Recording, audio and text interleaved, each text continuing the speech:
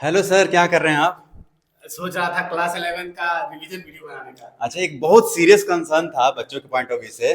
आपने तो देखिए जे मेंस भी क्रैक किए हैं, जे एडवांस भी क्रैक किए हैं, आपने आईआईटी से ग्रेजुएट भी हैं, आपके इवन बच्चे आपके जो पढ़ाए हुए बच्चे हैं वो भी ग्रेजुएट हो गए हैं, किसी बहुत सारे बच्चे का जॉब भी लग गया है।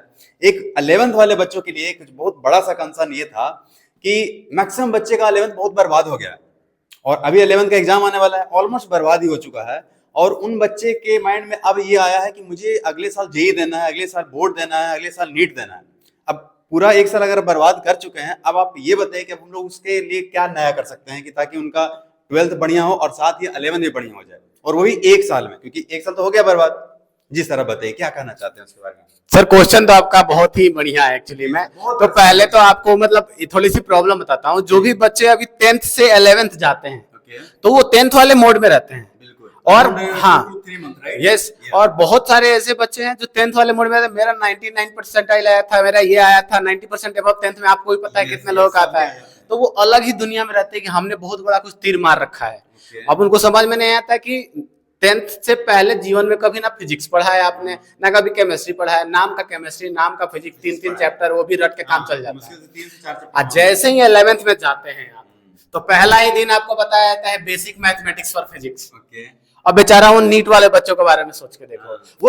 वो प्लान पहले से ही बना रहे हैं। मैं नीट की तैयारी इसलिए करना है क्योंकि उसमें मैथ नहीं आता है, और वो वहां पे फंस जाते और हैं। वहां पे फंस जाते हैं। सेम तो सर केमिस्ट्री में भी होता है। सेम चीज केमिस्ट्री में होता है। तो यहाँ से एक बात, ये माइंडसेट जो है सबसे पहले उसको चेंज करना है। ये वीडियो मुझे लगता है दोनों को हेल्प करेगी, जो अभी 10th में है यस। आज जो 11th अपना बर्बाद कर चुके हैं।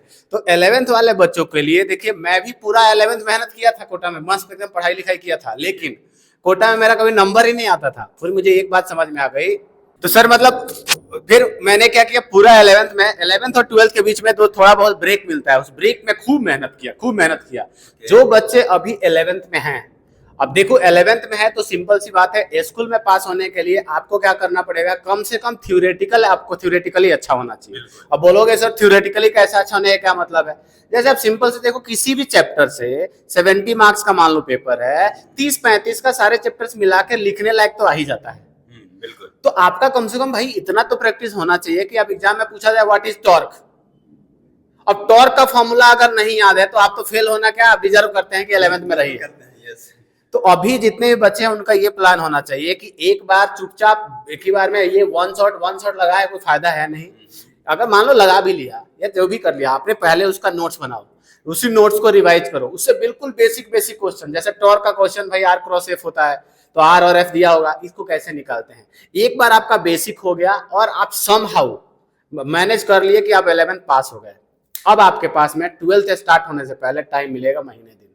ये 1 मंथ आपको डिसाइड करेगा, सिर्फ ये नहीं कि आपका जेई और नीट में क्या होना है, ये भी डिसाइड करेगा कि अगला साल सुख शांति से जाने वाला है कि रोते धोते पास होने वाला है। तो इसीलिए ये महीना बहुत ही क्रूशियल है। इसमें करना क्या है, स्टार्ट करो यूनिट एंड डायमेंशन से, और हर एक चैप्टर का बेसिक क्वेश्चन करते चले जाओ। अब बेसिक क्वेश्चन का मतलब क्या हो गया, तो देखो नीट के पीवाईक्यूज हैं, जो भी बच्चा जेई वाला हो या नीट वाला हो कोई फर्क नहीं पड़ता है।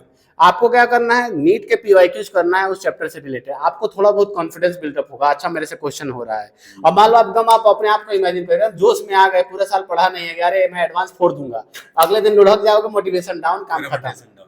तो सबसे पहले आप सारा फॉर्मूला को समराइज करो, और फॉर्मूला समराइज करने के बाद में खुद से रिवाइज करो। उसको रिवाइज करने का मतलब लिख के खुद से याद करो कि जब आप 12th में जैसे ही जाएंगे तो आपको ऐसा नहीं लगेगा यार मेरे को ये भी नहीं पता वेलोसिटी क्या होता है, मेरे को ये भी नहीं पता मोमेंटम क्या होता है, मेरे को ये भी पता नहीं है कि हाइड्रोकार्बन क्या होता है, मुझे ये भी नहीं पता है कि अच्छा ये केमिस्ट्री में एलिमेंट क्या होता है, कुछ का ये भी दिक्कत है, एटम्स क्या है, मॉलिक्यूल्स क्या है, कुछ पता ही नहीं है। तो ये आदमी जब 12th में जाएगा सोचो उसका क्या हाल होगा।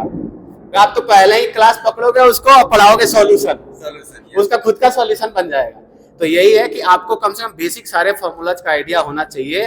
अच्छा, अब सवाल ये है कि भाई कैसे करें सर, तो ऐसा नहीं है कि एक बार में तीनों सब्जेक्ट अच्छा करना है, बिल्कुल नहीं।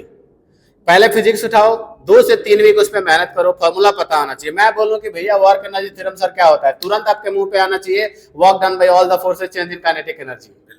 अगर इतना भी याद है तो कोई भी बच्चा बहुत ही आराम से आने वाले टाइम में 12th आसान होगा और उसका लाइफ इजी हो जाएगा। अब देखो जो बच्चे गोवा में हैं, तो गोवा में है तो हमारे जैसे टीचर्स भी अवेलेबल हैं और ठीक ही है, हम लोग इतना बुरे नहीं है, ठीक है। और पढ़ाए हुए बच्चे मेरे भी ठीक ठाक रैंक लायक हैं, तब 1000 में 1-2 बच्चे मतलब रैंक लाए थे। आपके पढ़ाए हुए 2-4 नीट में पहुंच, जेई में पहुंच ही गए हैं। तो गोवा में जो भी बच्चे हैं उनके लिए हम लोग यहाँ पे अवेलेबल है, वो आ सकते हैं, उनका 11th के साथ 12th कराएंगे। और जो बच्चे जेई की तैयारी कर रहे हैं, अगर उनका मन हुआ नीट देने का, उसे नीट भी दिलवाएंगे। बायो का पता नहीं, लेकिन फिजिक्स केमिस्ट्री अच्छा करवाएंगे, क्योंकि मैं इसलिए बोल रहा हूँ इंजीनियरिंग वालों को बायो भाता नहीं है। मेरा बिल्कुल मेरे खुद नहीं, रोते रोते मैं आईआईटी में पास हुआ था बायो के एक सब्जेक्ट में। तो मुझे यही लगता है कि भाई अगर जो गोवा में बच्चे हैं और जिनके पेरेंट्स पूरा वरीड हैं कि मुझे पर्सनल अटेंशन भी चाहिए, और सबसे बड़ा यहाँ पे दिक्कत क्या है सर, गोवा में तो मेरे को पहले भी मैं 4-5 साल रह चुका हूँ, यहाँ पे बच्चे ऐसे हैं उनसे करवाना पड़ता है। बिल्कुल ठीक है, तो उनसे किसी बच्चों से होमवर्क करवाने के लिए हर टीचर ये क्यों करवाएगा भाई, अपना पैसा लेगा, घर जाएगा, पढ़ाएगा। तो हमारे जैसे लोग हैं ऐसे मामले में आते हैं कि वो बच्चा एवरेज हो या बिलो एवरेज हो और बहुत अच्छा हो, तीनों के लिए बैठा के और मेहनत करवा के कैसे भी करके उसका रिजल्ट अच्छा लाना। क्योंकि at the end of the day बच्चा अच्छा हो या बुरा हो, क्या मैटर करता है, रिजल्ट। और कोई कितना भी कूल डूड बना है, आपको और मुझे जीवन की सच्चाई पता है, जिस दिन रिजल्ट नहीं आएगा बैठ के उसको भी रोना ही है। तो सारा कूल डूड वाली बात निकल जाती है। तो हमारे जैसे हम लोग हैं यहाँ पे वाटसन एकेडमी में, अगर कोई हमारे पास यहाँ आता है तो उसको एंड टू एंड हर एक चीज पे पूरा सपोर्ट मिलेगा। सबसे बड़ी बात है हमारा कम्युनिकेशन पेरेंट्स के साथ हमेशा रहता है। बिल्कुल सर, कि भाई आपका बच्चा कहाँ जा रहा है, क्या कर रहा है, क्यों कर रहा है, क्यों नहीं पढ़ रहा है। तो इससे एक होता है कि पेरेंट्स को भी ट्रस्ट रहता है, आइडिया रहता है। नहीं तो बच्चे तो आपको ही पता है, मैं कोटा में नहीं पढ़ा हूँ, अभी कोटा बदल गया था, तो और भी जगह है बच्चों को 10th के बाद में फ्रीडम मिलता है और फ्रीडम में कुछ और ही करते हैं।